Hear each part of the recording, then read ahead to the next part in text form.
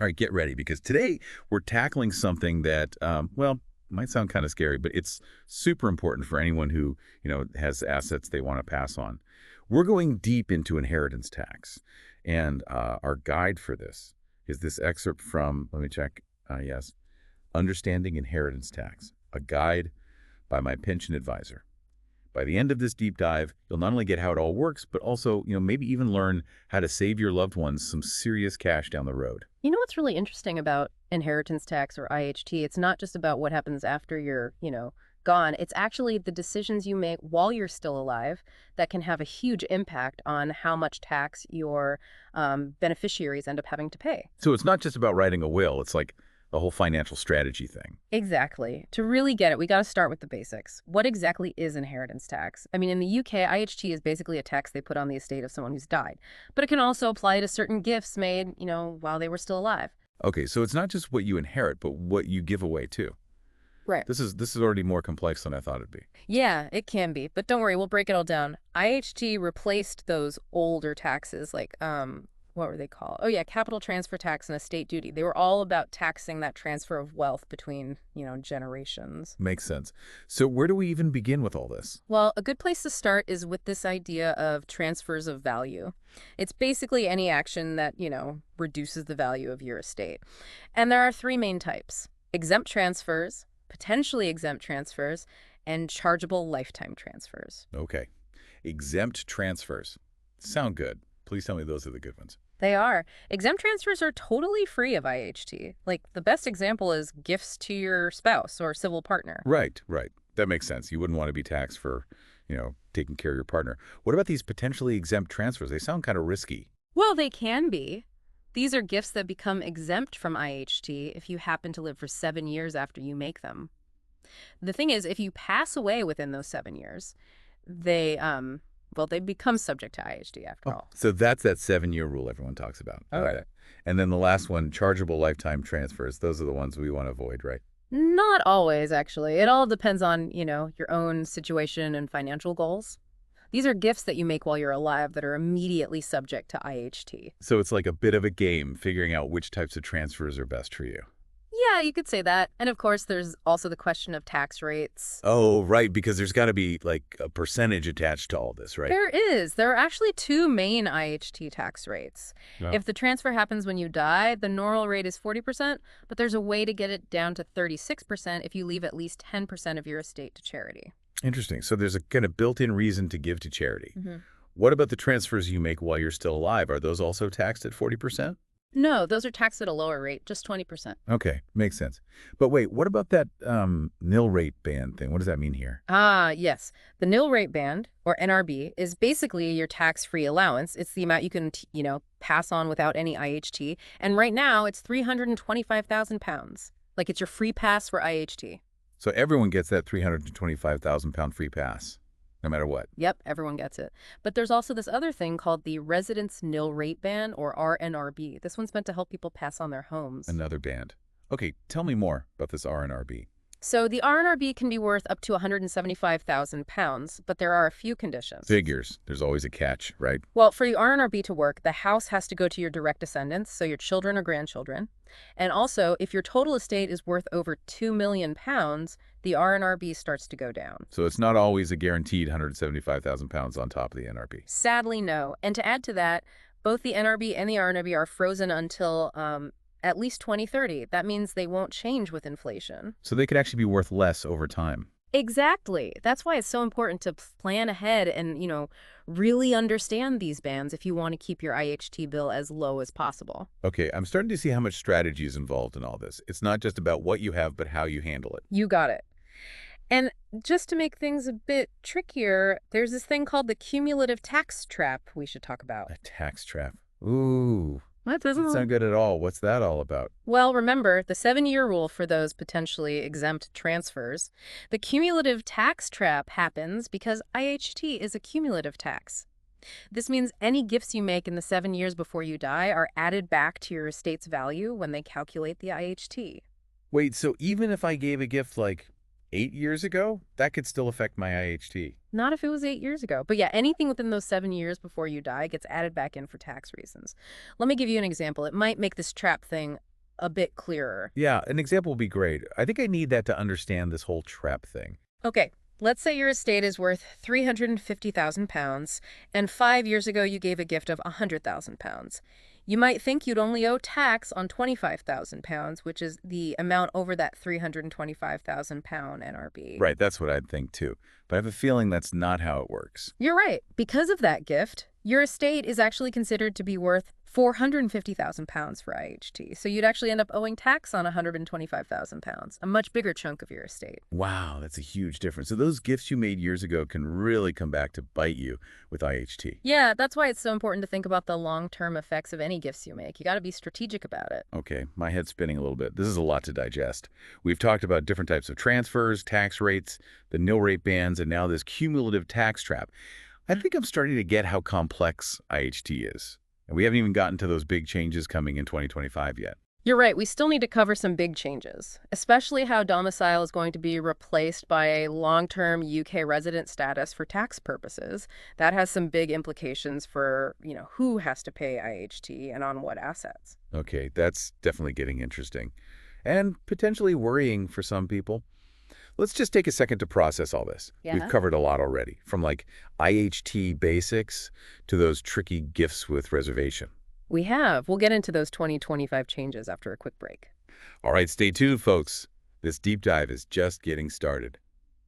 All right, we're back, and I'm ready to jump into those 2025 changes you mentioned. This long-term resident thing, that sounds like it could really change things for a lot of people. Oh, it definitely could, especially for those folks who, maybe thought of themselves as non-domiciled before. Before we go into the specifics of these changes, can you remind me how domicile currently affects IHT? I don't think I quite got that earlier. Sure, sure. Right now it's like this. If you're UK domiciled, you're on the hook for IHT on all your assets worldwide. But if you're non-domiciled, they only tax you on your UK assets. It's a pretty big difference. Okay, so where you're considered domiciled really matters. But what exactly is changing in 2025? Well, starting in April 2025, this whole idea of domicile for taxes is being replaced by a long-term UK resident status. So if you've lived in the UK for 10 out of the past 20 years, you'll be considered a long-term resident. And what does that mean for IHT? It means you could be liable for IHT on all your assets worldwide, no matter your domicile status. Wow, so even if someone's always thought of themselves as non-domiciled, they could still get hit with IHT on assets outside the UK. Exactly. This change is basically closing a loophole that some people use to lower their IHT bill. There are even some transition rules that could make you a long-term resident, even if you're not living in the UK right now. Okay, this seems like a huge deal. People need to know about their residency history, not just where they are now. Absolutely. It's really important to understand how your time living in the UK could affect your IHT, even going forward. Okay, I think we've got the domicile changes pretty well covered. Now, what about spouses and civil partners? Are there any special rules for them? Yes, there are. Right now, transfers between spouses and civil partners who are both UK domiciled are generally exempt from IHT. And after April 2025, that'll include those who are considered long-term UK residents too. So you can basically leave everything to your partner without worrying about IHT. That's right. And here's a little tip. Any unused part of the nil rate band and the residence nil rate band, that can be transferred to the surviving spouse or partner. So their tax-free allowance could double. That's a nice benefit for couples. It is. But of course, there's a catch. Things get trickier if one spouse or partner isn't UK domiciled or it doesn't qualify as a long-term UK resident under those new rules. I was wondering about that. Seems like there's always a catch with IHT. So what happens in those cases? Well, there's still an exemption for transfers to non-UK domiciled spouses or partners, but right now it's limited to £325,000. But that amount could change after the new domicile rules take effect. Definitely something to keep in mind if you're in that situation. Okay, I've got that noted. Let's move on to something that sounds a bit, well, kind of sneaky. Gifts with reservation. What does that even mean? And why is it important for IHT? Okay, imagine this. You give something away, like your house, but you keep benefiting from it. That's a gift with reservation, or GWR. So like giving a gift, but not really giving it up entirely. Exactly. A classic example is gifting your house to your kids, but you keep living there rent-free. Ah, I see. Makes sense. But what happens with IHT if you do that? Feels like trying to have your cake and eat it too. That's exactly how HMRC sees it. If you keep benefiting from that gift until you die, it's treated like it's still part of your estate for IHT. So even though you technically gave the house away, it still counts when calculating IHT. That's right. You can't really give a gift and still benefit from it without some potential tax consequences. It's important to be clear about what's happening with any gifts you make. It seems like we found a whole bunch of potential problems when it comes to IHT. Are there any ways to, like, navigate all this and keep our IHT bill down? It feels like the tax man's always one step ahead. Don't worry, it's not all bad news. There are definitely strategies you can use to minimize your IHT liability. We'll talk about those in detail after a short break. All right, stay with us, everyone. We're about to get into the details of IHT planning and how you can protect your assets. Well, I think a good place to start is with those allowances. Remember the nil rate band and the residence nil rate band we talked about? Yeah. Make sure you're using those to your advantage. Right, so a single person has 325,000 pounds they can pass on tax-free. Yeah. And if you're married or in a civil partnership, that could be double, right? Exactly. And don't forget about that residence nil rate ban, which adds another 175,000 pounds if you're passing your home down to your kids or grandkids. That's a big chunk of your estate you can potentially protect from IHT. Okay, those allowances definitely help. But what if your estate is worth more than those allowances? What can you do then? That's where some smart gifting comes in. Remember those potentially exempt transfers. If you live for 7 years after making a gift, it's completely free from IHT. So even if my estate is worth more than the nil rate band, I can give gifts during my lifetime to bring that value down for IHT. Exactly. It's like slowly chipping away at that potential tax burden over time. And remember, you can also give away 3,000 pounds each tax year with no IHT. Plus, unlimited gifts of up to 250 pounds to as many people as you want. Those smaller gifts could really add up, especially if you have a big family. Absolutely. And it's a nice way to help people out while you're still here instead of waiting to pass everything on in your will. That's a good point. We always think about what happens after we're gone, but it's good to support people while we can. Speaking of supporting others, what about giving to charity? How does that fit into IHT planning? Oh, that's a great point. Leaving some of your estate to charity is a fantastic way to both lower your IHT and help out causes you care about. Remember, if you leave at least 10% to charity, the IHT rate on the rest of your estate drops from 40% down to 36%. So everyone wins. Yeah. Your family potentially pays less tax, and your favorite charities benefit too. Exactly. It's a great way to connect your finances with your charitable goals. So we've talked about allowances, gifting, and giving to charity. Are there any other strategies we haven't mentioned yet? Yeah, trusts can be really helpful for IHT planning, but they can get complicated. They have their own rules and things to consider. So it's not as easy as just setting up a trust and being done. Unfortunately not. Trusts need to be planned carefully, and it's best to get expert advice to make sure they're set up correctly and actually do what you want them to do. It sounds like getting professional advice is really important when it comes to IHT planning. There are so many details and potential traps, it's hard to imagine figuring this all out on your own. I completely agree. A good financial advisor can really help you understand IHT and create a plan that fits your situation and goals. They can walk you through all the strategies we've talked about and make sure you're making the best choices for you. This has been a really insightful deep dive. I feel like we've gone from being totally confused by IHT to understanding the main ideas, the potential problems, and even some things we can actually do to lower our IHT bill. I'm glad to hear that. Remember, you can't always avoid IHT completely, but with good planning, you can really reduce its impact. It's all about making smart decisions and taking steps to protect your assets. So to our listeners, I'll leave you with this thought. Now that you understand inheritance tax better, what are you going to do to make sure your loved ones get as much of your estate as possible? Will you use those gifting allowances? Maybe consider leaving something to charity. It's time to put what you've learned into action. And remember, talking to a financial advisor is always a good idea when it comes to something as important as IHT planning. They can give you personalized advice and help you make the best choices for your specific situation. Thanks for joining us for this deep dive into inheritance tax. We hope you found it helpful and maybe even a little bit inspiring. Stay curious, and we'll see you next time for another fascinating topic. Okay, welcome back to our final part of this deep dive into inheritance tax.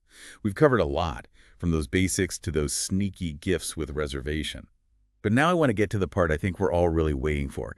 What can we actually do to make sure our IHT bill isn't, through the roof, it feels like we found like a whole minefield of potential problems. Yeah, there are definitely a lot of things to keep in mind. But the good news is there are also a lot of totally legal ways to make sure your loved ones get as much of your estate as possible. Okay, phew, that's good to hear. So give us the details. What are some of those strategies? Like, where do we even start? Well, I think a good place to begin is by using those allowances we talked about. Remember the nil rate band and the residence nil rate band? I want to make sure you're taking advantage of those. Right, so for someone who's single, that's that 325,000 pounds they can pass on tax-free.